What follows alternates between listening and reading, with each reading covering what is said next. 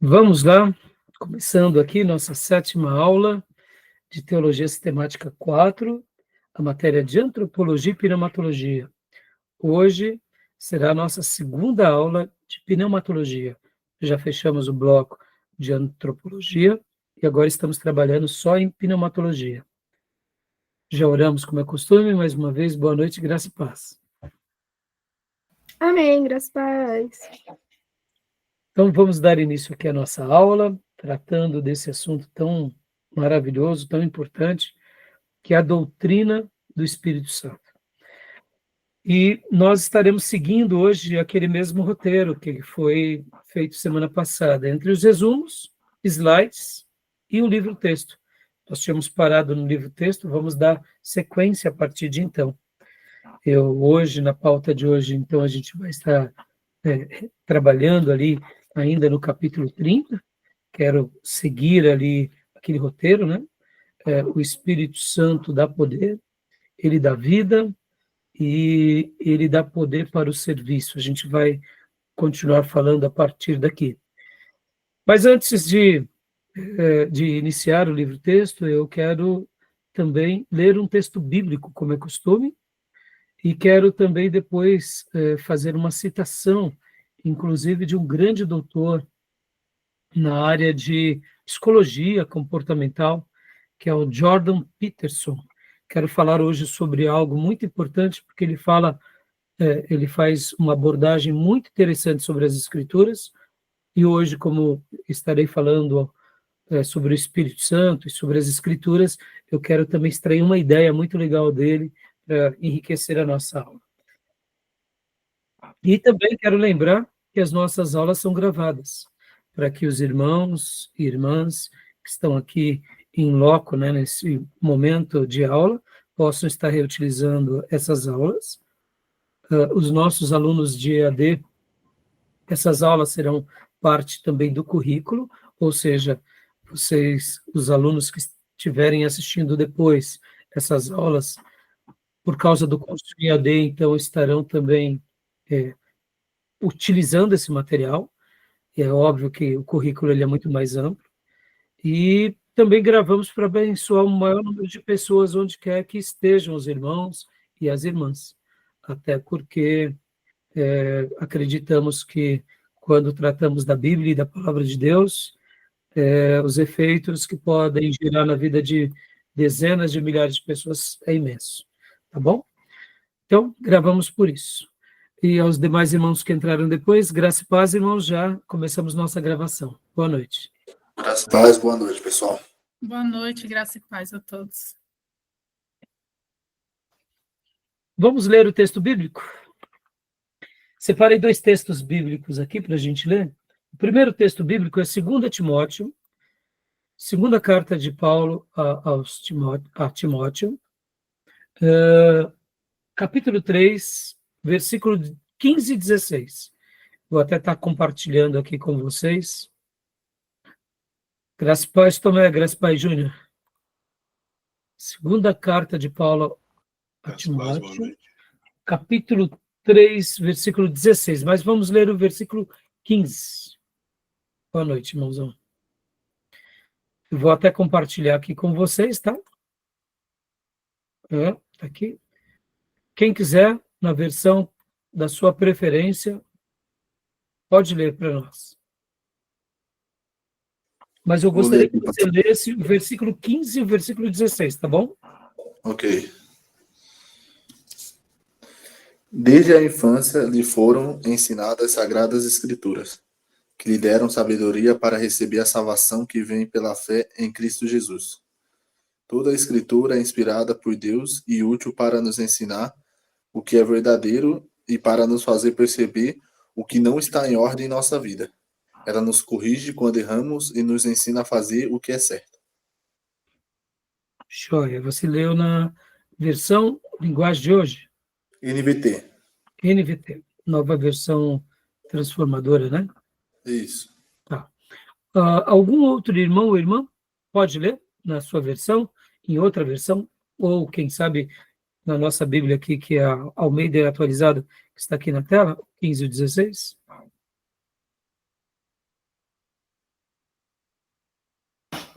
Vou ler, então. Por favor. E desde menino você conhece as escrituras sagradas, as quais se podem dar sabedoria, que leva à salvação, por meio da fé em Jesus Cristo. Pois toda a escritura sagrada é inspirada por Deus e é útil para ensinar a verdade, condenar o erro, corrigir as faltas e ensinar a maneira certa de viver. Ótimo. Joia, muito obrigado. Guardem essa expressão aqui, é divinamente inspirada, tá bom? Divinamente inspirada. Agora vamos ler o segundo texto, que é 2 Pedro 1, 20 e 21. Segunda carta de Pedro, capítulo de número 1. Capítulo de número 1, versículos de número 20 e 21. O irmão ou a irmã que desejar pode ler para nós, por gentileza.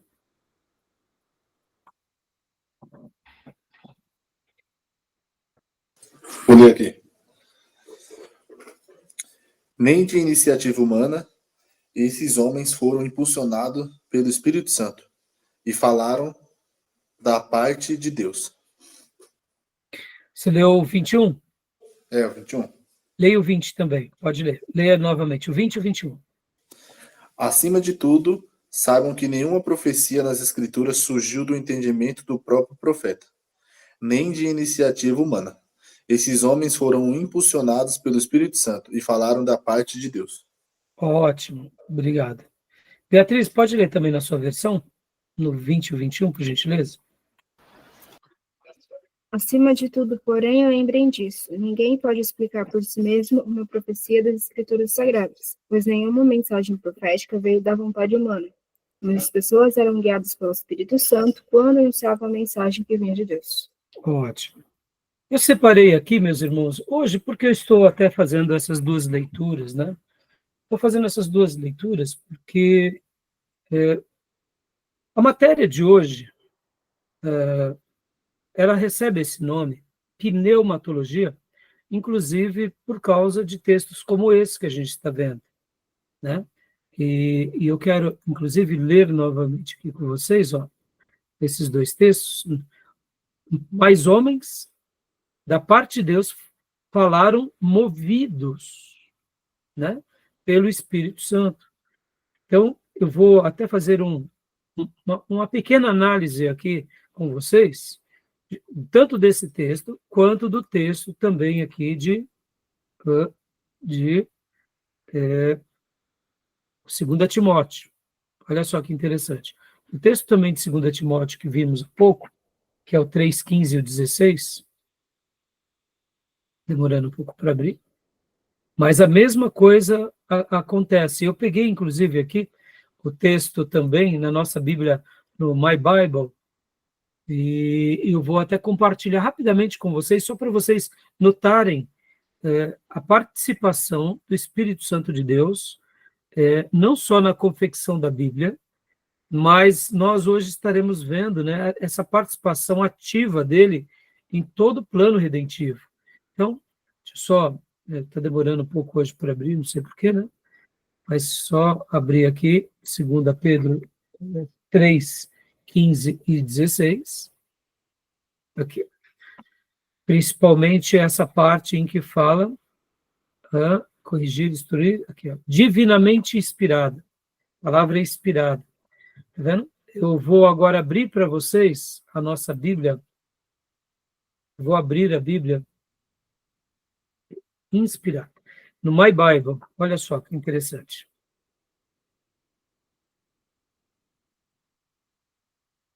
Só pegar aqui. Olha só. Daquele aplicativo que eu gosto muito de passar para todos vocês, baixem, né, instalem os programas. Olha só que legal. Aqui, quando vemos esses textos, né, aqui é 2 Timóteo 3:15 e 16, podem ver? Aqui quando fala, ó, inspirada por Deus, essa palavra aqui no grego, você abre theopneustos, aí vem a palavra inspirado por Deus. dando essa ideia do sopro de Deus, né? Ou seja, as Escrituras, ela tem essa inspiração. E pode ver que a palavra aqui, ó, teó, deixa eu até ampliar aqui para vocês, olha que legal. A palavra no grego, pode ver, ó, teó, Deus, né? Aí vem pneustos, inspirada, ou seja, o sopro de Deus. Por isso que recebe essa instrução de inspirado por Deus. Então, as Escrituras, ela é inspirada por Deus, pelo Deus. Podem ver que o texto deixa claro que quem está atuando nas Escrituras é o Espírito Santo, né? Podem ver que o texto aponta claramente isso, né? E agora, inclusive, aqui, quando você pega a Bíblia, o aplicativo, né, e vira o celular, você consegue, fica melhor aqui, a página fica melhor, né? Podem ver. E agora o texto de 2 Pedro 1:20. Sabendo primeiramente isto, que nenhuma profecia da Escritura, percebam os artigos, né? Nenhuma profecia das Escrituras provém de particular de elucidação, porque nunca, jamais, podem ver a maneira em que o texto bíblico ele é contundente nas suas afirmações. Nenhuma, e aqui mais uma vez, porque nunca, jamais. Percebam como a revelação sagrada dá ênfase às Escrituras, dando essa característica de que nós não somos o autor. Nós temos uma pseudo-colaboração. Mas essa colaboração só se dá pela graça de Deus, porque Deus quis nos usar como instrumentos, ponto. Mas não procede de nós. E aí continua no texto. Não foi dada jamais, nunca, jamais, qualquer profecia foi dada por vontade humana. Entretanto, homens santos, né, sabendo que aqui homens santos não é porque são seres mais elevados, mas temos que lembrar que o santo das Escrituras é separação, né? Aqui pode ver que está hagios, a palavra para santo no hebraico, kadosh, santo no hebraico, né? Então, falaram da parte de Deus, movidos pelo Espírito Santo, ou seja, é a pessoa do Espírito Santo que os impele, que os move, ou, como nós vimos há pouco, que inspira. Ou seja, a nossa Escritura, ela tem o hálito de Deus, o fôlego de Deus, e antes de ser escrita num papel, o próprio Deus inspirou esses homens santos para que escrevessem, proclamassem. E a revelação foi fechada. E quando nós vamos, né, fazendo uma liçãozinha de casa rápida, aqui também ainda no My Bible, e eu estou utilizando, tá, meus irmãos? Aqui é um texto da Revista Atualizada Interlinear, com os textos em grego de Strong's, tá? Um grande linguista. Aí, olha só, essa palavra, né, que nós acabamos de ver, que é essa daqui, ó, foram movidos, podem ver, movidos. Essa palavra movidos, quando a gente clica em cima, aí abre aqui, ó, fero, que é o verbo primário, para o qual outras palavras, e aparentemente não cognatas, são usadas em determinados tempos, tal. E aí vem agora aqui, ó, o que ele significa, esse movidos?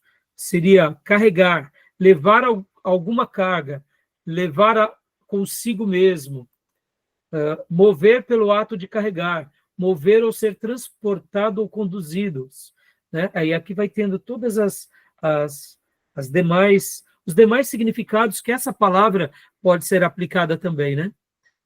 Mover pelo ato de carregar, mover ou ser transportado ou conduzido com sugestão de força ou velocidade, pode ser de pessoas conduzidas no navio pelo mar, de uma rajada de vento para impelir, da mente ser movida interiormente, estimulando. Ou seja, a ideia do grego que no caso, né, para essa palavra que nós estamos vendo, né, que é o fero, que é movidos, ela traz todos esses significados, que é carregar ou levar alguma carga, né? Ainda estamos aqui. A gente acabou de ver esse, ou ainda que carregar, isto é, sustentar, guardar de cair. De Cristo, preservador do universo, carregar, isto é, suportar, aguentar o rigor de algo, né? De Cristo, o preservador do universo. Então, perceba que tem todas essas denotações, que é óbvio que o texto aqui ele só está mostrando que essa palavra também foi empregada nesses pontos. Eu quis fazer essa breve análise aqui com vocês, só para mostrar, né, que as Escrituras, ela não foi produto humano. Ela é um produto especial de Deus a nós. E a pessoa que trabalha diretamente imprimindo as Escrituras, a revelação sagrada, no coração dos profetas e apóstolos e discípulos, foi o Espírito Santo de Deus. E ele usou homens consagrados. Tá bom? Então, fiz questão de fazer essa breve análise aqui com vocês, até para mostrar que essa matéria, né, ela está fundamentada em cima dessas ideias, que não são ideias apenas humanas, são ideias que nascem na pessoa, da terceira pessoa da Trindade, que é o Espírito Santo. Essa mesma pessoa que estamos trabalhando. Tá bom, meus irmãos? Beleza? Tudo bem? Alguma pergunta, alguma dúvida? Não? Bom, nós estaremos trabalhando aqui, né, no material do Gruden, mas antes de mergulharmos lá, lembra há pouco, no início da gravação, eu disse que eu ia falar algo sobre o doutor Jordan Peterson. E eu quero gastar aqui alguns minutos falando com vocês, porque deixa eu mostrar aqui para vocês algo do Dr. Jordan B. Peterson, porque vai ter tudo a ver com a aula de hoje, então eu achei que faria uma boa conexão. Eu estou aqui no meu X, né, o antigo Twitter, e aqui eu estou clicando, né, na página do Dr. Jordan Peterson. Vocês já ouviram falar sobre as conexões do hiperlink, citado por Dr. Jordan B. Peterson? Quem já ouviu falar?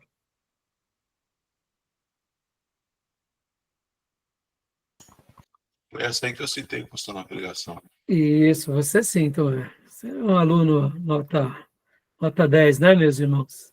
Nota 11, pastor. Menino diferenciado. É isso aí. Tomé.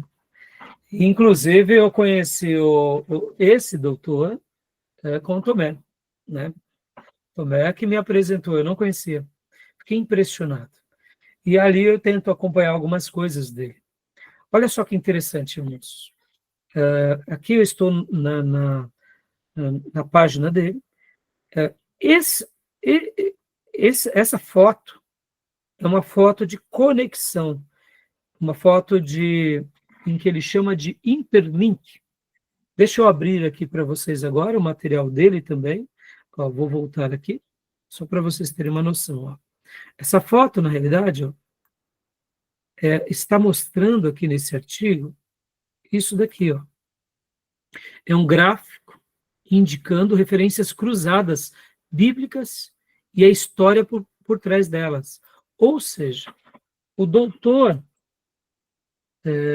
Jordan Peterson, ele fala o seguinte, que as Escrituras Sagradas foi o primeiro hiperlink da história do ser humano, da história humana. Hoje nós temos, né, o mundo digital. Antes de iniciarmos aqui a nossa gravação, eu falava um pouco com a Beatriz, o quanto eu estou me divertindo com a inteligência artificial, irmãos. Podem ver que nossas aulas aqui estão sendo registradas também pelo Gemini. E amanhã eu mando para vocês no nosso grupo. E eu já falei no grupo, né, e até para aqueles que estiverem fazendo essa aula em EAD, que forem alunos, depois me peçam que eu passo para vocês, porque é maravilhoso a maneira que o Gemini, a inteligência artificial do Google, ele vai captando aqui o nosso diálogo, a nossa participação, a leitura, e vai condensando resumidamente os tópicos principais, ou seja, amanhã teremos uma média de 3 páginas, dos 3 blocos da aula de hoje, do primeiro bloco, segundo e do terceiro, uma síntese, que no momento em que amanhã, porque vai estar disponibilizado só amanhã, né, por causa da hora que termina a nossa aula hoje, mas no momento que a gente lê essa síntese depois de uma aula de hoje, nós reprisamos todo esse ensino e acomodamos. Então, perceba, a tecnologia hoje nos levou a um mundo de aprendizado nunca visto na história da humanidade. Nós podemos reassistir a mesma aula. Só para vocês terem uma ideia, né? Quando eu comecei a pregar, eu tinha aquele gravadorzinho de repórter antigo, sabe? Fitinha pequenininha. Eu colocava no púlpito e gravava. E para que você gravava, pastor? Eu gravava para depois eu me ouvir, para ver onde eu acertei, onde eu errei, onde eu falei alguma palavra errada. E assim a gente vai aprendendo, né, irmãos? Eu sei que, né, o nosso aprendizado ele é para sempre, né? A gente está aprendendo a cada período. Em algumas áreas a gente rompe com mais facilidade, outras a gente vai melhorando muito pouquinho. Mas perceba, esse pouquinho de hoje, ao longo de 10 anos, você subiu alguns degraus, né? Então, hoje, por exemplo, olha, hoje nós temos uma facilidade muito grande. Depois, dando aula no seminário, eu gravava com aquele MP3. Para quê? Para poder também ouvir as aulas, deixar com os alunos. Ou seja, hoje não, nós podemos gravar as aulas em vídeo. Percebam, um hiperlink, né? Estou agora utilizando o material do Dr. Jordan Peterson. Ou seja, já a gente poderia estar assistindo algo aqui, debatendo. A nossa interação ela ficou exponencial. A nossa capacidade cognitiva, a nossa capacidade de assimilar informações, de conhecer as coisas, se tornou exponencial. Né? Existe na matemática 2 coisas, a progressão aritmética e a progressão geométrica. A progressão aritmética é 2 mais 2 mais 2 mais 2 mais 2 mais 2 mais 2. A somatória é somando. É essa progressão aritmética. Então, 2 mais 2, 4, mais 2, 6, mais 2, 8. Depois de muitos 2, você chega ali a algumas centenas. Agora, na progressão geométrica, ela é exponencial. Você não soma, você multiplica. 2 vezes 2, 4. Vezes 2, ou 4 vezes 4, 8. Não, desculpa, 24. Aí, vezes 24, vezes 24. Né? Aí, quando você vai ver, né? Desculpem, 4, meu Deus, 16, né? 4 vezes 4, 16. 16 vezes 16. Perceba, a escalada, quando é multiplicação, né? 2 vezes 2, 4. 4 vezes 4, 16. 16 vezes 16. E quando você pega os resultados e vai multiplicando, é exponencial. Então, hoje a tecnologia é isso. E aqui o próprio professor, o que ele está falando aqui? Que a Bíblia, antes da criação da tecnologia, ela foi criada dando essa ideia de hiperlink. E olha que fantástico. Aqui seria do Gênesis ao Apocalipse. E aqui é o Salmo 119. Perceba que tem uma barra mais profunda aqui. Estão vendo? Ela é maior. E o que seriam essas conexões, irmãos? Que a Bíblia ela vai apontando tanto para frente quanto para trás. Ou seja, é um livro hiperlinkado. E agora deixa eu pôr o próximo artigo, porque quando você está aqui e você vai abrir os artigos, você cai nesse outro artigo aqui, ó. o primeiro texto com hiperlink, a Bíblia, e os seus 63.779 referências cruzadas. Vamos lá. Essa foto que a gente acabou de ver, que é a do hiperlink, essa mesma foto, ela representa uma interação de 63.779 referências cruzadas. Aí eu pergunto, por que eu estou utilizando isso agora na aula de pneumatologia? Quem foi que fez isso daqui, meus irmãos? Quem foi que criou essa obra-prima numa escala de 1.500 anos aproximadamente? Porque a gente tem que lembrar que o texto começa a ser escrito aqui com Moisés, por volta de 1450, e para aqui por volta do ano 100 depois de Cristo, com o apóstolo João e com o Evangelho de João, as cartas de Apocalipse. Ou seja, aproximadamente 1.500 anos de história, mais de 40 escritores de várias regiões, não só ali da Palestina, não só de Canaã, mas Moisés que sai do Egito, e aí temos persas, temos, né, percebam, babilônicos, ou textos sendo escritos na Babilônia, na Pérsia, né, por servos de Deus. Quem foi que fez tudo isso daqui? Estou fazendo essa introdução aqui para mostrar, meus irmãos, que o Espírito Santo sempre trabalhou. A conexão que ele gera do Gênesis ao Apocalipse e as referências cruzadas é a mesma conexão que ele também gerou com quem? Com o povo de Deus. Percebam que, fazendo agora um apanhado, a história do povo de Deus começa a ser montada por um homem que sai lá de Ur, ou como chamamos Ur dos caldeus. Quem era Abraão? Abraão também era um gentil. E Deus separa ele e dá a ele uma nação. E ali em Canaã, Deus vai acrescentando também mais pessoas. Podem ver que lá em Canaã, Deus também, de uma forma misteriosa, se revela a um homem chamado Melquisedeque. Esse mesmo povo vai para o Egito. Lá no Egito, Deus continua se revelando por meio de Moisés. Quando esse povo retorna à sua casa, vem um populacho. Que quem são esses chamados de populacho? São egípcios que se convertem agora ao Deus de Israel e se misturam com os judeus. Eles voltam para Canaã. Quando eles entram em Canaã, Deus também traz alguns cananeus, como, por exemplo, a própria Raabe, como são também os gibeonitas, e também, depois, a própria Moabita, Ruth e outros cananeus. E também, quando nós lemos na história dos reis, nós vemos quem ali, irmãos? Nós vemos os mercenários de Davi, que eram de outras nações. Sim, está ali o nome, né, dos dois colegiados, que eram grupos mercenários, a gente chama hoje de mercenário, mas eram os soldados de Davi. A maioria deles eram de outras nações. Ou seja, percebam agora uma hiperconexão também de Deus entre o povo. O mesmo Espírito Santo que faz uma hiperconexão, revelando as Escrituras, faz, eu diria, uma hiperconexão com o povo. E agora chegamos no advento de, né, o povo indo para a Babilônia. Lá na Babilônia, nós temos as histórias em que os judeus crescem ali. Podem ver que uma das pessoas e uma das figuras mais ilustres ali no período Babilônia e depois Medo-Persa é tanto Daniel quanto depois a rainha Esther. Ela se casa com o imperador, tem filhos.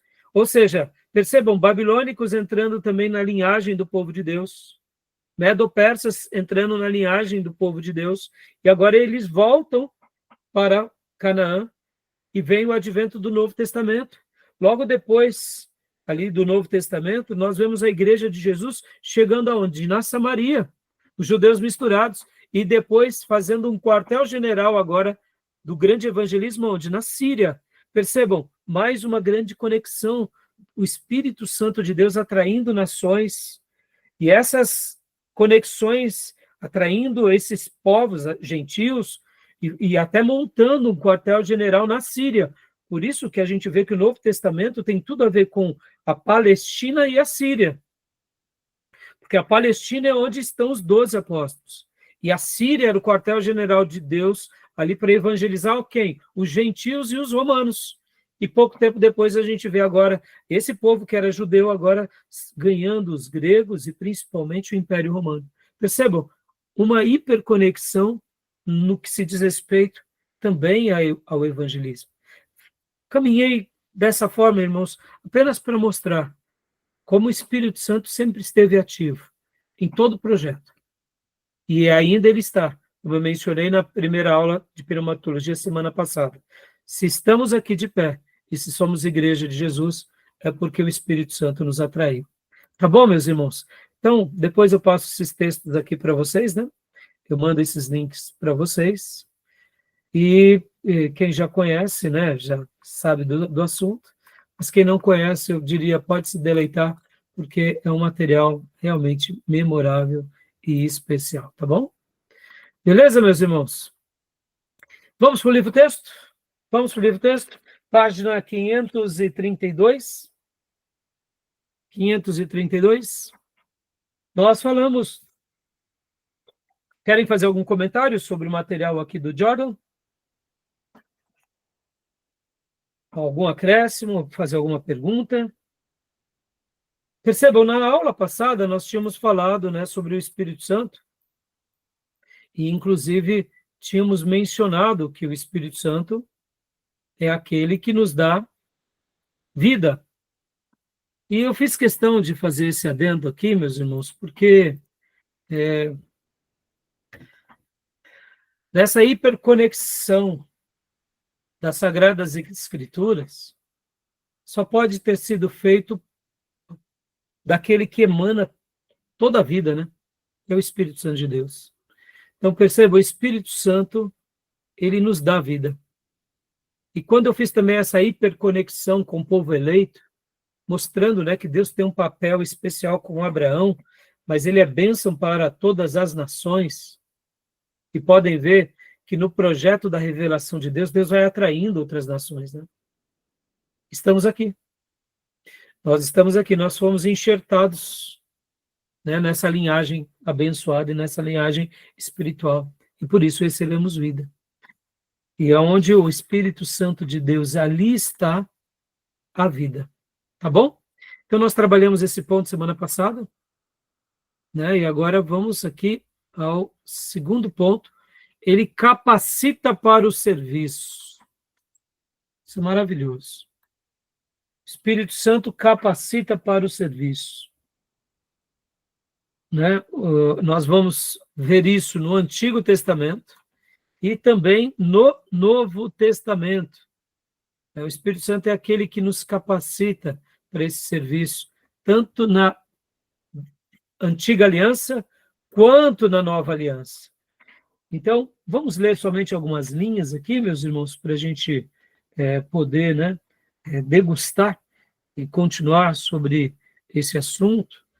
E aqui deixa eu até fazer uma menção para ser útil a vocês e, quem sabe, ajudar a vocês, principalmente quando se sentir, eu diria, mais confiante do que deveria. O que eu quero dizer, meus irmãos?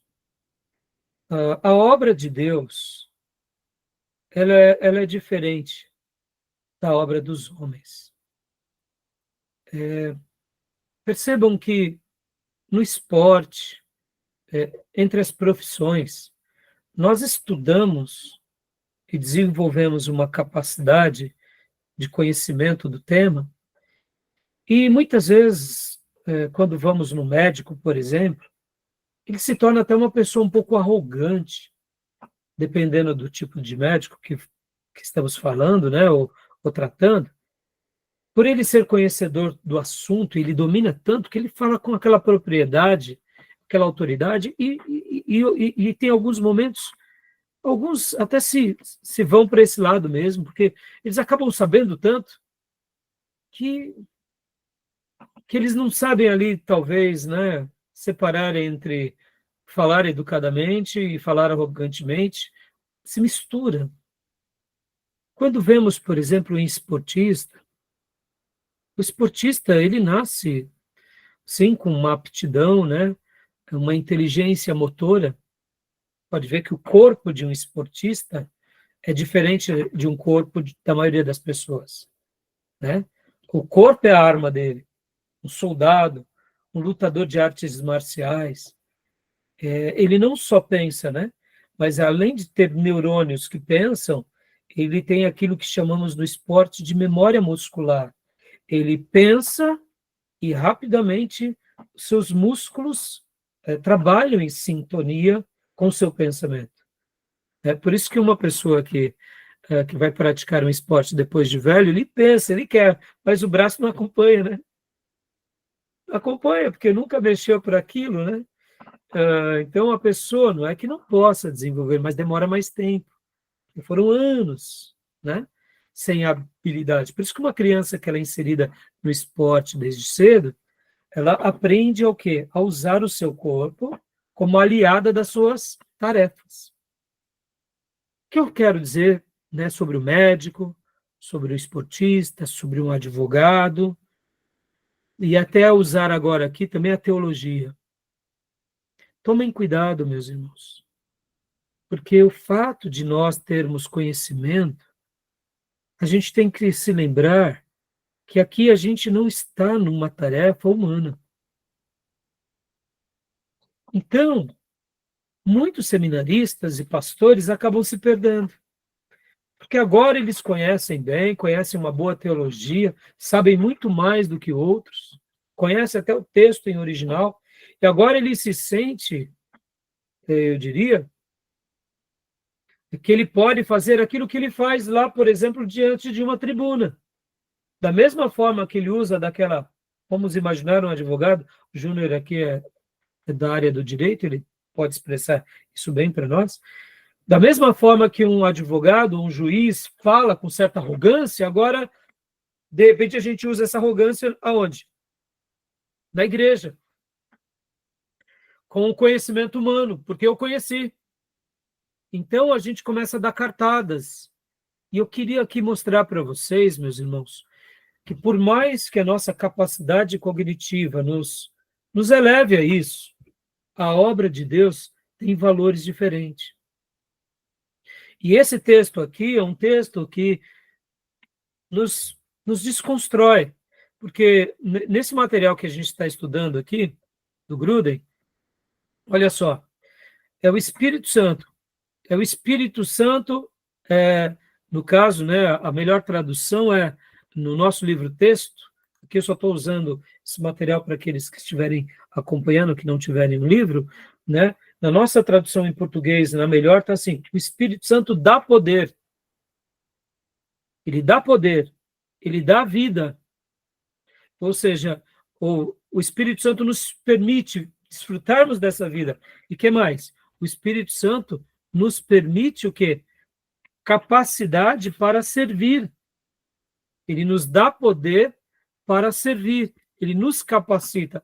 Logo, se eu estou sendo um instrumento dele numa aula de teologia, num culto, numa oração, na igreja, no ministério, e mesmo que eu veja que agora eu esteja sendo usado de forma sobrenatural, no momento em que eu acho que isso é fruto da minha virtude, ou seja, do meu estudo, eu me perdi.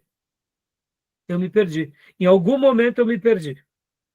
Porque mesmo que a gente use as mesmas faculdades, né? Ou seja, estamos estudando, estamos memorizando, estamos refletindo, só que é diferente.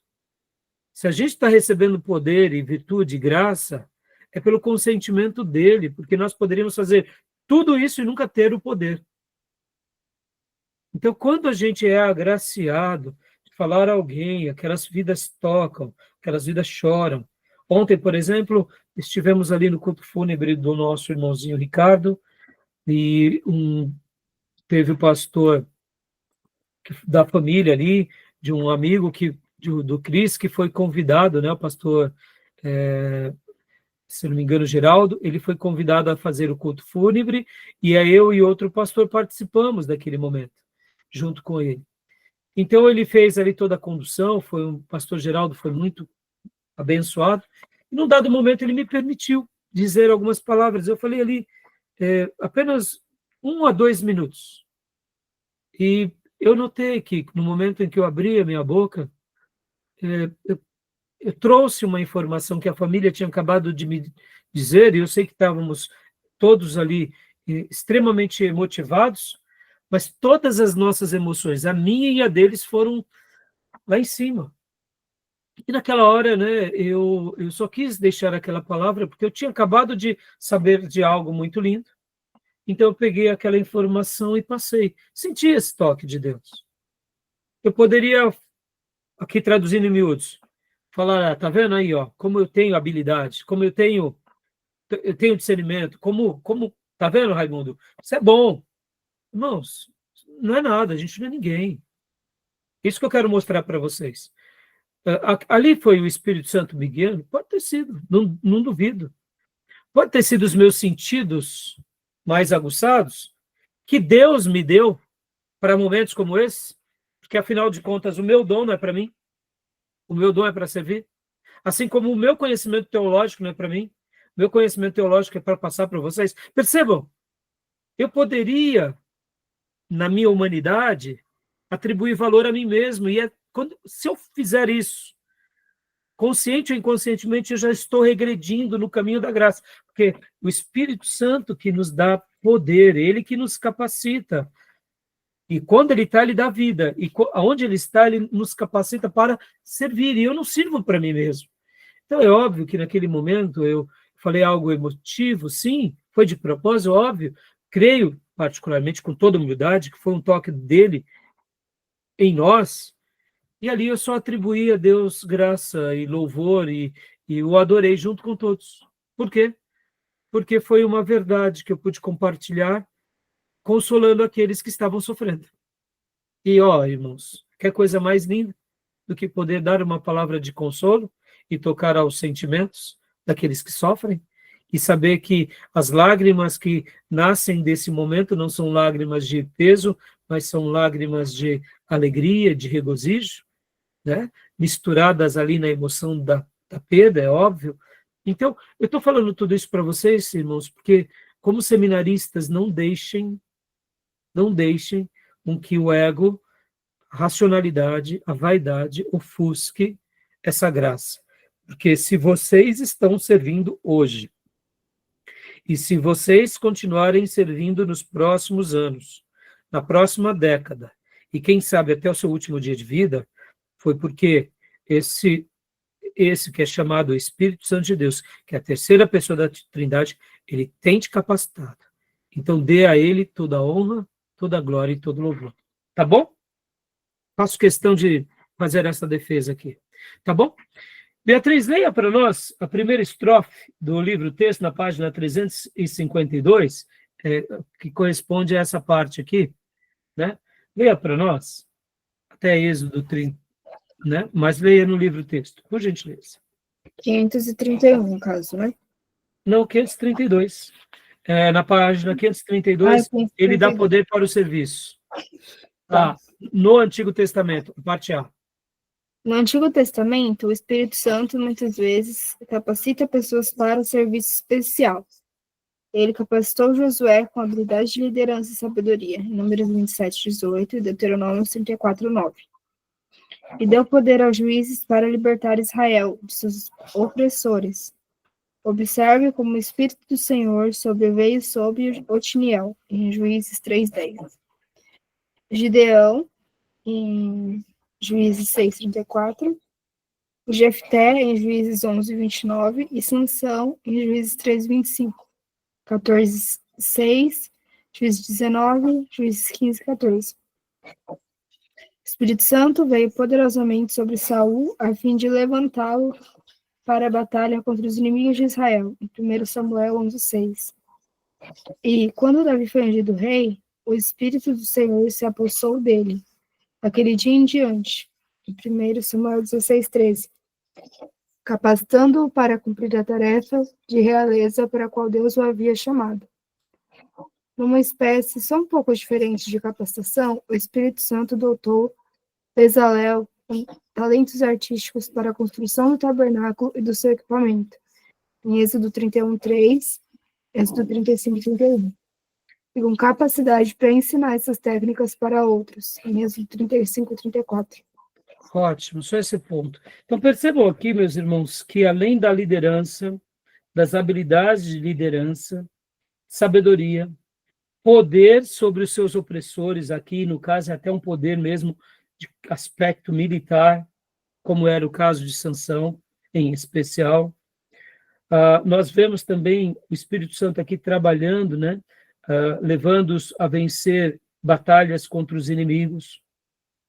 O que se diz aqui com respeito a Bezalel, aquele que recebeu os talentos artísticos para a construção do tabernáculo, isso tudo foi graça do Espírito Santo, né? Ou seja, mostrando que no Velho Testamento havia uma atuação direta, de uma forma muito linda, sobre cada um desses servos. Os meus irmãos conhecem já muito bem, né, as histórias, né, do Velho Testamento, e a gente vê uma atuação poderosa do Espírito Santo, sempre ali protegendo o povo de Deus, capacitando, dando poder, julgando, né, fazendo com que até mesmo obras especiais sejam manifestas. E uma das coisas mais importantes que o Espírito Santo realmente fazia é essa última frase aqui, né? A gente vê, né? E inclusive, Beatriz, seria o penúltimo parágrafo. Por fim, o Antigo Testamento. Pode ler para nós? Da página 532. Por fim, o Antigo Testamento predisse o tempo em que o Espírito Santo ungiria o Messias servo em grande plenitude de poder. Repousará sobre ele o Espírito do Senhor, o Espírito de sabedoria e de entendimento, o Espírito de conselho e de fortaleza, o Espírito de conhecimento e de temor do Senhor. Deleitar-se-á no temor do Senhor. Isaías 11, versículo 2 e 3. Joia. Meus irmãos, não pensem vocês aqui, né, quando o texto aqui em Isaías está falando sobre vários espíritos, são vários, né? Pode ver aqui, dá uma ideia até de multiplicidade aqui. O Espírito do Senhor, o Espírito de sabedoria, o Espírito de entendimento, o Espírito de conselho e de fortaleza, Espírito de conhecimento e de temor do Senhor. São vários espíritos? Não, é o mesmo Espírito que concede tudo isso, por isso que acaba recebendo essa adjetivação, né? Podem ver que, querendo ou não, aqui, profeta Isaías, é óbvio, se chegássemos para Isaías e perguntássemos, me explica isso daqui, me explica, Isaías, o que você quis dizer, eu acho que ele diria algo mais ou menos assim, olha, eu recebi essa instrução, e Deus me falou para falar isso. Para nós, Igreja de Jesus, fica muito mais fácil, né? Porque nós conhecemos mais sobre o Espírito Santo do que Isaías. No Novo Testamento, o Espírito Santo ele é mais trabalhado. Os apóstolos compreenderam melhor. Houve o advento e a manifestação do Espírito Santo. Estão compreendendo? Mas no Velho Testamento, algumas passagens podem ver que elas são um pouco obscuras, né? Então, eu não é que Isaías não saberia, mas eu quero dizer o seguinte, muitas vezes a clareza que temos hoje, por estarmos na nova aliança, por estarmos na dispensação do Espírito Santo, ou na era da graça, é totalmente diferente. Nós sabemos que ele é uma pessoa, e que ele também é Deus. Mas ali no momento da revelação, enquanto a revelação estava sendo paulatinamente dada por cada profeta, então muitas coisas eles não tinham essa clareza, né? E conclui-se então essa parte, né? E deixa eu até fazer aqui uma colocação, irmãos. No Velho Testamento, a manifestação do Espírito Santo ela era mais esporádica. Ela atuava de uma forma mais notável, como é o caso de Sansão, como é o caso de Davi. Mas, ao mesmo tempo, em alguns episódios também, a gente vê uma certa mistura. É como se aquele servo de Deus ele tivesse uma unção que que está ali com ele o tempo todo, né? É o caso de Davi. No caso de Sansão, dá para ver essa característica, né, muito forte na vida dele. Já no caso de Davi, a ideia é de uma unção um pouco mais permanente, de alguns outros profetas. Então, eu estou falando isso para os irmãos, porque muitas vezes na nossa cabeça fica tudo muito nebuloso, né? No Velho Testamento há essa característica do Espírito Santo sendo derramado sobre eles de uma forma mais esporádica, nós chamamos de esporádica. Já no Novo Testamento é de uma forma mais permanente, tá bom? A gente vai chegar lá quando formos falar mais sobre o Espírito Santo, tá bom? Beatriz, leia para nós aqui, no livro-texto, na página 533, antes de iniciar ali o Novo Testamento, 1, 2, 3, 4, 5 linhas acima, tá assim, o Espírito Santo ainda não tinha chegado, que seria correspondente a essa parte aqui. O Espírito Santo ainda não tinha chegado dentro deles do modo pelo qual Deus havia prometido colocá-lo dentro do seu povo, quando viesse a nova aliança. Em Ezequiel 36, 26, Ezequiel 27, Ezequiel 37, 14. Também o Espírito Santo havia sido derramado com grande abundância e plenitude, e caracterizaria a era da nova aliança. Qual que é? Joel. Joel 2, 28, 29. Que é aquele texto que fala que eu derramarei do meu espírito sobre toda a carne, que depois Pedro, inclusive no dia de Pentecostes, repete. É o mesmo texto, só que agora no dia de Pentecostes é o cumprimento. Pode continuar. Nesse sentido poderoso, da nova aliança, o Espírito Santo ainda não estava operando dentro dos discípulos. Entenda, irmãos, por isso que a gente está aqui nessa aula, nessa matéria, né? A gente vai trabalhar de uma forma, eu diria, com bastante cautela, e percebam que a maneira em que eu conduzo a aula não é simplesmente aqui dando as informações, mas eu quero esclarecer vocês, né? Na última aula eu lembro que o Diego tinha feito algumas perguntas, e eu tento explicar da melhor forma, até um pouco prolixo, porque, irmãos, eu conversava, já te deixo falar, Júnior, eu conversava até com o Júnior, né, esses dias atrás, e falava assim, Júnior, sabe, uma informação nossa, quando nós, como mentores e professores, né, damos a vocês, alunos, se ela não for bem explicada, pode abrir uma dúvida. E essa dúvida pode ser muito perigosa para o futuro de vocês. Então, antes de ser aqui um transmitidor de conhecimento, se o Senhor me permitir, por sua graça, eu quero ser um modelador, né, de discípulos, no sentido de tentar passar não só o que eu aprendi, mas a maneira em que eu tento viver e a maneira em que eu tento entender, porque o meu temor é que vocês, em matéria nenhuma, e principalmente nessas que são as matérias mais importantes, que são aquelas que vão fundamentar uma boa teologia em vocês. Porque, por exemplo, irmão, se eu errar aqui na aula de geografia, tudo bem. Se eu errar um pouco na aula de história, não são minhas áreas, né, específicas. Não que eu vou fazer isso, mas assim, me entenda. É até admitível. Mas quando eu erro com as escrituras, mudou tudo. Eu estou mexendo com os ensinos sagrados. E percebam, essa matéria é uma matéria que tem a ver com a pessoa a terceira pessoa da Trindade. É a pessoa do divino. É o líder, como eu mencionei na aula passada, é o líder da igreja. É o supremo líder, que nos leva ao grande Redentor. É o líder humilde, indiscreto. Podem ver. Nós fazemos o culto e ali há o Ministério de Música, aos irmãos obreiros que fazem a abertura, aos intercessores, vem o pregador, traz uma boa palavra, e nós não vemos diretamente o Espírito Santo. Mas em todo momento ele está trabalhando em todos os seus instrumentos e ele não se autodiviniza no sentido de me glorifiquem. Ele leva todo o rebanho a adorar o Cordeiro. Perceba que a atuação dele é tão extraordinária e eu diria, ao mesmo tempo, ele é tão humilde, porque ele é aquele que está executando tudo isso entre nós e, ao mesmo tempo, está apontando para o Cristo, para a glória do Pai.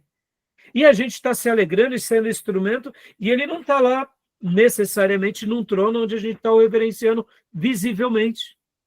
Mas ele está aqui dentro de nós, nos capacitando, nos impelindo. E bendito seja Deus e glorificado seja Deus quando os nossos sentidos são abertos, sabendo que toda essa operosidade em nós e por nós, e o que vai acontecendo conosco e na história do povo de Deus, é pela força e pela virtude dele. Glória a Deus. Saber disso e viver diante disso e conservar tudo isso é realmente, eu diria, ser privilegiado, porque a gente não toma para a gente as virtudes. A gente falou, Senhor, obrigado. Porque se está tendo alguma virtude, se está tendo alguma vida, se está tendo alguma graça, é o Senhor. É o Senhor me usando aqui. Isso nos tira de nós mesmos, saímos do centro e colocamos-nos a serviço dele. Assim como ele se coloca a serviço de Cristo. Pode ver que a grande obra do Espírito Santo é anunciar Cristo, tá bom? Então, no Novo Testamento, tudo isso é muito mais claro. A gente vai falar, vamos ler agora, né? Essa segunda parte. Então, como eu disse, irmãos, tem hora que eu sou um pouco mais prolixo, de propósito mesmo, porque ainda mais em temas como esse, eu não quero sequer acrescentar um tio, um i, né? Um pingo no i de mim mesmo, né? E se uma hora eu fizer, que Deus me perdoe, porque o intuito não é esse. O intuito é ensinar vocês Sagradas Letras, tá bom? Diga, Júnior.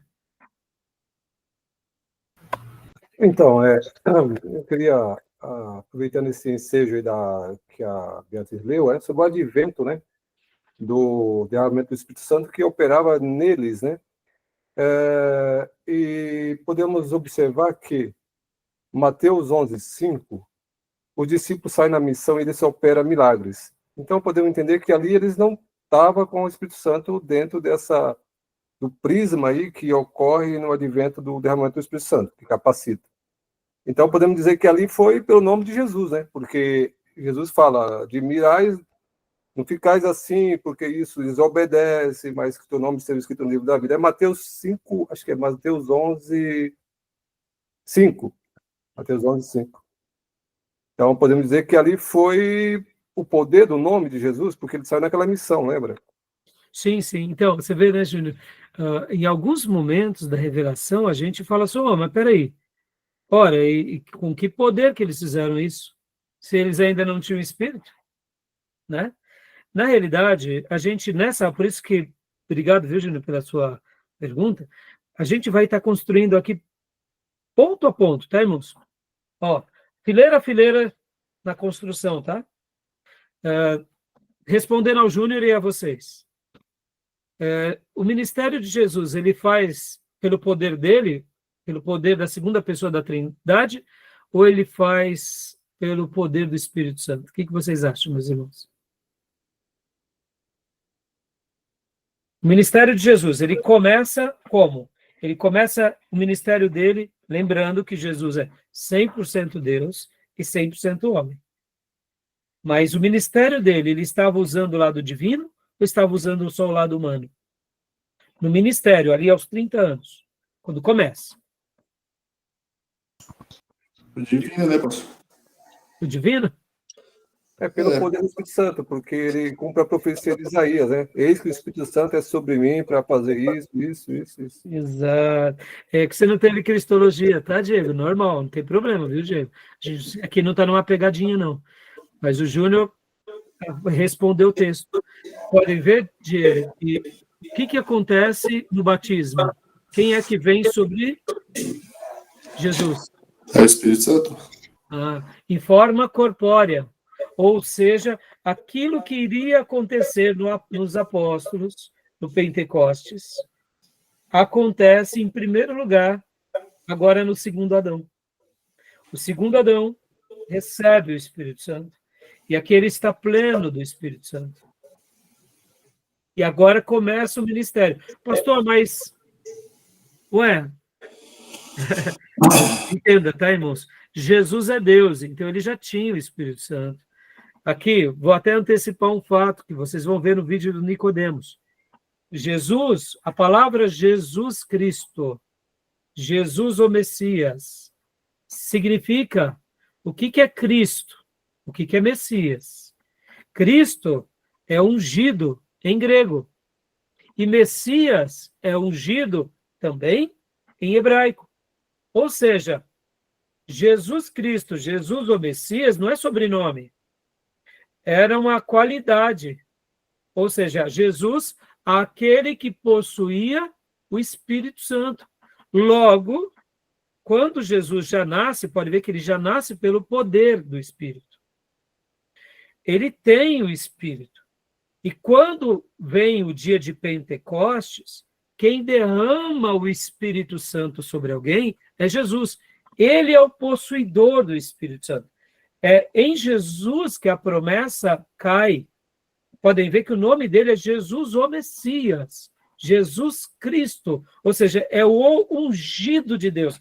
É aquele que sobre ele repousa toda a unção do Espírito Santo. E por isso que Jesus precisou fazer muitos milagres para autenticar essa característica, esse lado dele.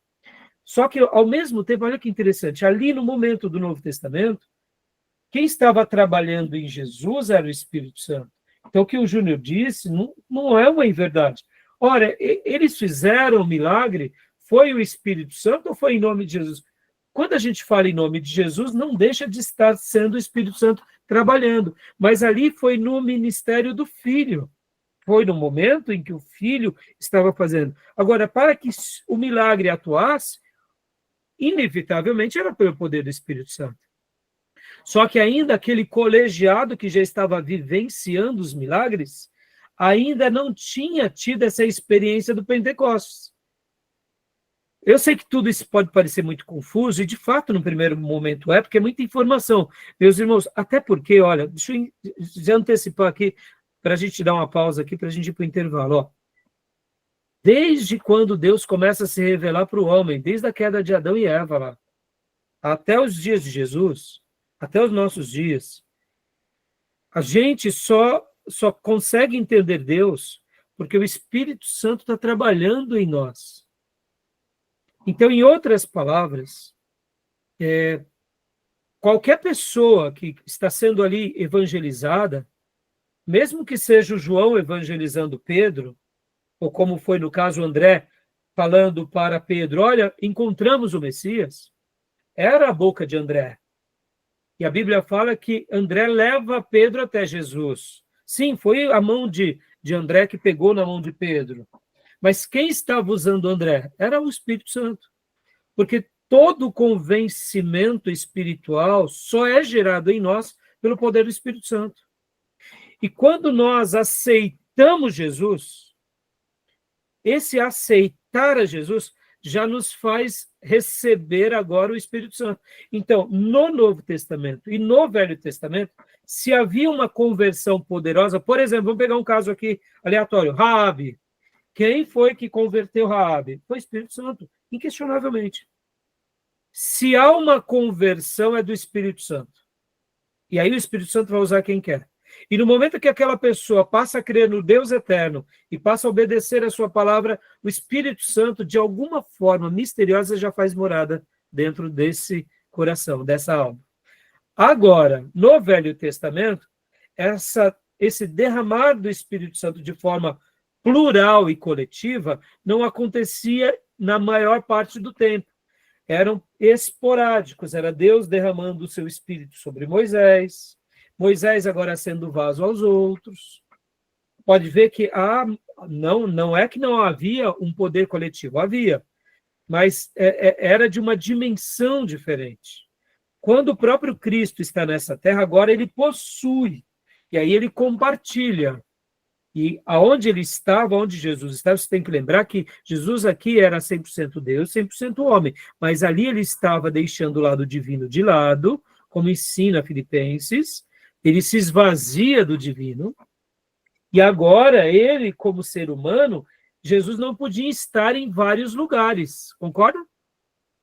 Se Jesus estava em Samaria, ele não estava em Jerusalém. Se ele estava em Jerusalém, ele não estava em Jericó. Se ele estava em Jericó, ele não estava na Galiléia. Por quê? Porque ele estava limitado ao corpo. Mas agora, como possuidor do Espírito, ele podia, sim, enviar os seus discípulos nessa unção que lhe pertencia. Mas ainda como projeto de Deus, ele é paulatino na revelação, e nós vemos o Pai sendo revelado no Velho Testamento.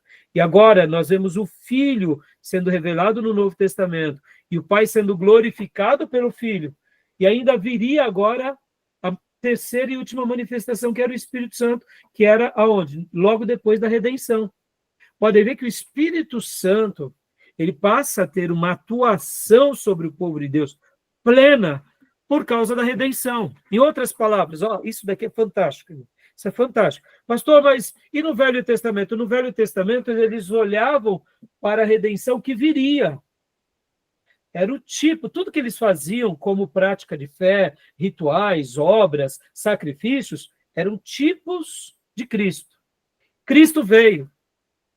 Cristo encarnou. Cristo cumpriu a lei em nosso lugar. Recebeu os nossos pecados e o pecado dos que viveram no passado e que viverão no futuro. E aí ele cumpre todas as coisas e ele morre a morte substitutiva. E podem ver que na cruz, quando ele disse está consumado, ali o que ele estava dizendo? Pai, consegui cumprir com todo o projeto que um dia na eternidade tínhamos traçado. Por isso, agora, o povo de Deus, que vivia olhando para um tipo de redenção, agora estava vivendo a plena redenção. Ou seja, diante dessa plena redenção, agora a gente pode dizer que a plenitude do Espírito poderia ser derramada sobre toda a carne. Por quê? Porque outrora, não é que não podia, mas no processo redentivo, Deus escolheu assim. É a presciência de Deus. Ele poderia derramar o Espírito Santo lá em Abraão, lá logo em Adão, mas é da vontade de Deus fazer certas coisas. E por que ele fez assim? É aí onde entra aquilo que nós chamamos da sabedoria de Deus, da providência de Deus. Por que Deus escolheu um povo a partir de Abraão e deu a Canaã e não foi o Brasil? É providência, irmãos. A gente aceita essas coisas, nós não entendemos essas coisas. Então, agora em Cristo, como ele redimiu-nos, redimiu toda a raça, todos os seres caídos pelo poder do sangue dele, agora toda a carne estava pronta para receber o seu Espírito. E é por isso que agora essa igreja e esse exército, esse quartel-general, que tinha sido preparado pelo Nazareno, agora vai ser guiado pela liderança do Espírito Santo. E aí, por isso que aí ele é derramado abundantemente. Então, realmente, ali, como o Júnior falou, né, durante o ministério de Jesus, quando alguém expulsava um demônio, estava expulsando a autoridade de Jesus. Agora, essa autoridade de Jesus é óbvio que era pelo poder do Espírito, porque sem o Espírito Santo a gente não faz. Lembra de quando os apóstolos viram alguém expulsando um demônio, e aí eles falaram, Jesus, olha, o fulano de tal está expulsando um demônio, e não está aqui com a gente? Olha ali, ó, a panela, né? A panela apostólica, querendo impedir, né? Jesus disse o quê? Não, pare com isso, deixe de panela. Aqui parafraseando, né? Acréscimos meus, né? Quem não é por nós é contra nós, ou seja, ele é meu. Ele só não está aqui, mas ele está fazendo o meu nome, ou seja, eu estou trabalhando. Os meus discípulos estão espalhados. Vocês foram eleitos por um propósito especial. Cumpra a sua missão. Ele foi eleito para outro propósito. Ele está cumprindo a missão dele. Entendam, irmãos? Então, isso é lindo. Então, agora, no Novo Testamento, essa graça foi derramada. Por isso, irmãos, aqui para a gente fechar, a gente precisa do Espírito Santo. Sem ele, a gente não é nada. Sem ele, a gente não faz nada. Sem ele, a gente pode até ter êxito, mas é êxito humano, é êxito catedrático, é êxito religioso. E o êxito que ele que ele gera em nós é diferente, é peculiar, tá bom? Diga, Júlio. Está registrado aí em Lucas 10, 17 e 18. E Marcos 16. Em meu nome farão isso, farão aquilo. Farão... É isso. Isso. E o livro de Marcos parece que é primeiro escrito do que Lucas, que é Atos, né? Sim, sim. É isso mesmo. O primeiro texto do Novo Testamento, das cartas, né? Dos evangelhos foi Marcos. Né? Então é isso aí, meu irmãozão. Obrigado, viu, Júnior, pela pergunta, né? Irmãos, e como eu disse, irmãos, muitas coisas a gente deduz, né? Nós entendemos, nós conjecturamos, e o que as escrituras nos dizem, a gente afirma. O que ela não nos diz, a gente especula com muito critério, com muito cuidado, e a gente não tenta reinventar a roda, tá bom? Fala, Beatriz. Pergunta, filha. Pastor Rai, ainda complementando esse raciocínio do Júnior, acho estranho na parte que fala que Jesus ressuscitou e soprou o Espírito Santo sobre os discípulos. Mas então por que se fala que eles receberam o Espírito Santo em Atos, se eles já tinham recebido? Então, a gente vai debater um pouco isso mais para frente, né? Mas você pode ver que foi bem próximo, quando fala isso, é ali já próximo do Pentecostes, né? Então, ali dá para ver, já te respondendo, a gente vai trabalhar melhor isso quando a gente vai falar sobre o Espírito Santo, sabe, Beatriz? Mas ali, perceba que ali foi por os apóstolos, né? Ou seja, sabe aquele cuidado que Jesus tinha com esse grupo?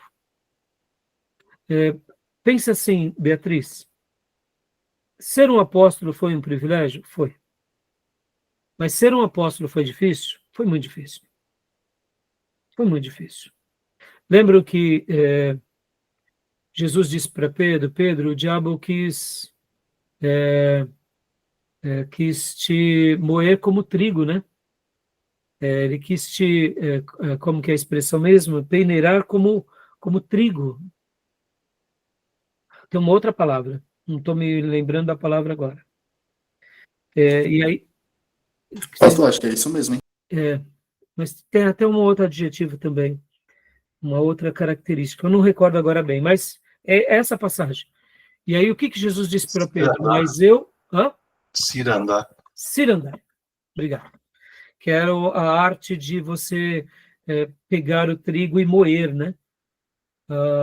Ali naquelas pedras. Olha só, ou bater também, né? Etc e tal. O que acontece? A gente até viu isso na aula de geografia bíblica, né? Jesus disse, eu orei por vós, eu orei por você, Pedro. Perceba, Beatriz, ali a gente vê um cuidado específico de Jesus com os apóstolos. Porque o próprio Jesus sabia que o filho seria morto e as ovelhas se dispersariam. Então, é como se nós notássemos isso. Olha, recebam já. Eu poderia dizer que não é que o mestre ele sopra sobre eles. Seria, vamos aqui dar uma, eu vou tentar traduzir como uma palavra, tá? Para você entender. Sabe aquilo que muitas vezes a gente pensa assim, quando Samuel chegou para Davi e disse, você será o rei, e unge. Foi mais ou menos isso que Jesus estava fazendo ali.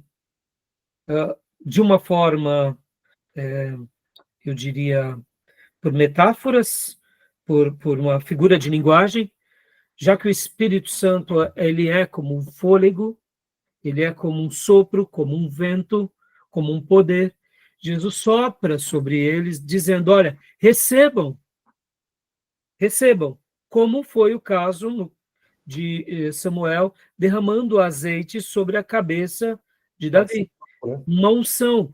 Aí você diz assim, pastor, mas tá bom, pastor, foi diferente, porque ali foi um líquido, tá? Mas é um líquido e aqui foi um sopro. Era algo como se estivesse sendo uma profecia. Então, é dando essa ideia. Então, recebam o meu espírito. Em outras palavras, creiam, eu já os dei.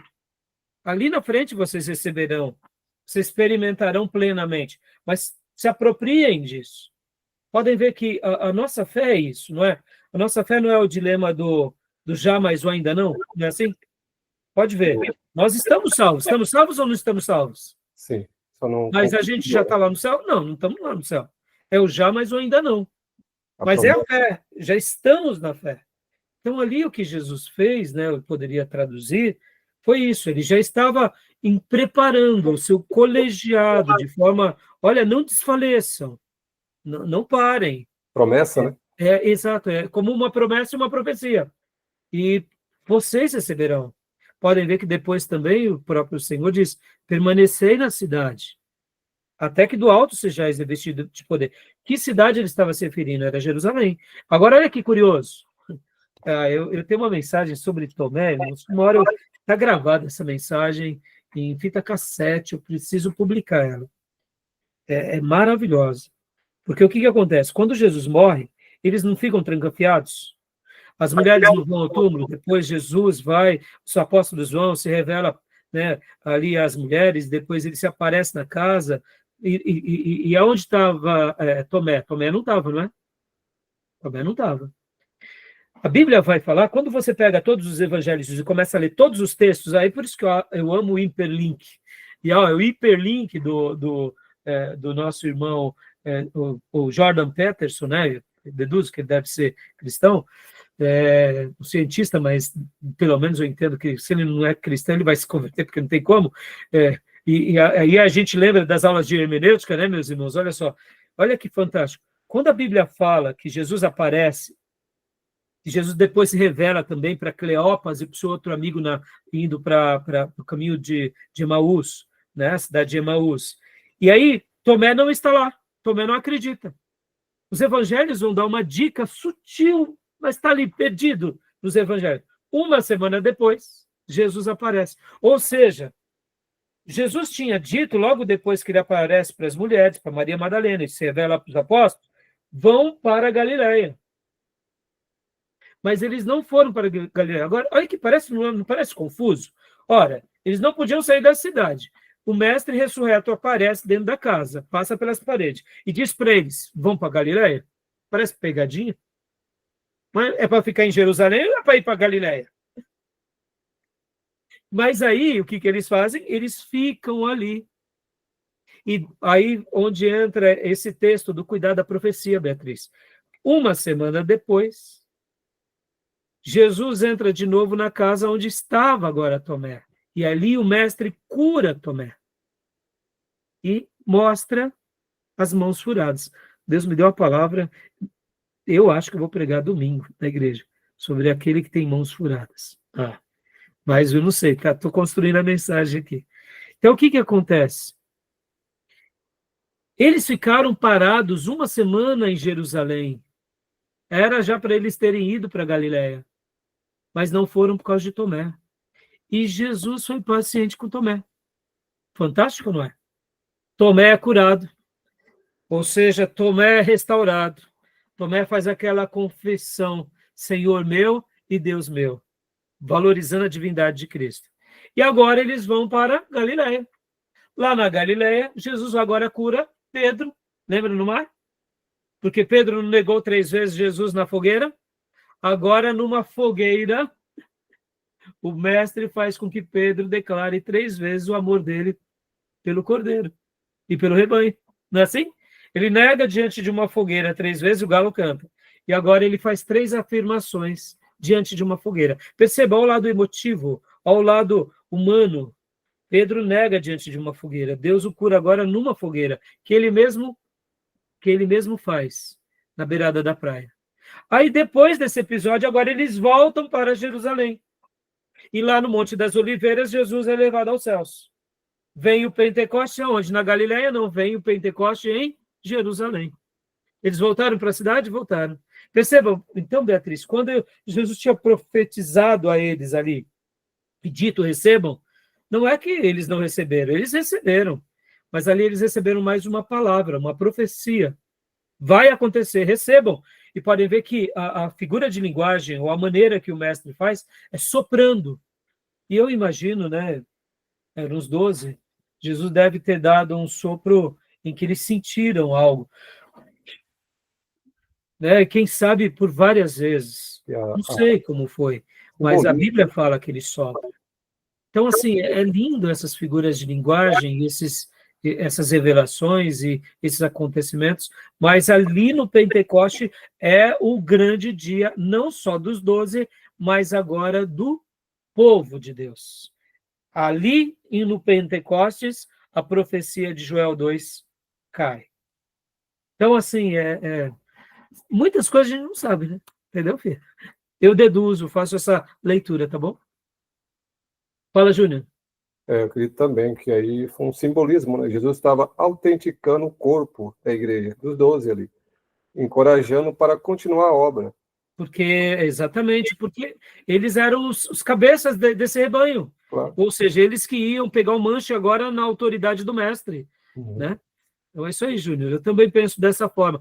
Não que eles não tenham sentido a presença, não que eles não tivessem deixado de receber, mas ali no Pentecostes foi a plenitude, ou seja, ali a chave se abriu. O pleno, né?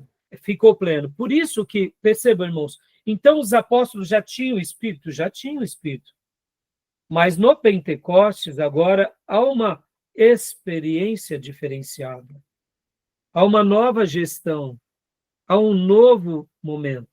A gente vai trabalhar bastante nisso quando chegarmos no batismo com o Espírito Santo e plenitude com o Espírito Santo, tá bom? Percebam que uma pergunta abre várias janelas do Word, né? E a gente vai entrando e, bom, vamos voltar agora já para os dons, né? Ele dá poder para o serviço no Novo Testamento, tá bom? E a gente continua a partir daqui já. Vocês veem, irmãos, o último bloco talvez a gente diminua um pouquinho, tá? Tá ficando mais do que 50 minutos a nossa aula aqui. Normal, né? Lembrando que são 2h30, ou seja, 3 aulas de 50 minutos, mas a gente faz a nossa, vamos dizer assim, a nossa aula, até para não ter uma ruptura, né? É bom fechar agora, para a gente tomar o nosso café, aliás, pegar o nosso chá, né? Tá bom? Então, até já, meus irmãos. Mais alguma pergunta? Não? Não. Tá bom. Então, Reduz depois, viu? Para não ter que ficar muito tarde. isso, exatamente, a gente reduz. Obrigado, Júlio. Bom? Então, até já, meus irmãos. Beleza. Até já. Vou parar aqui a gravação.